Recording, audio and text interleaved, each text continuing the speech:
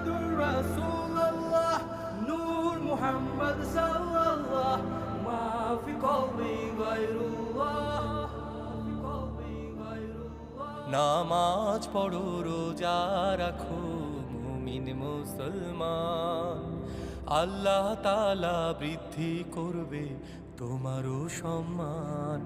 নামাজ পড়ো রোজা রাখো মুমিন মুসলমান, আল্লাহ তাআলা বৃদ্ধি করবে তোমারও সম্মান।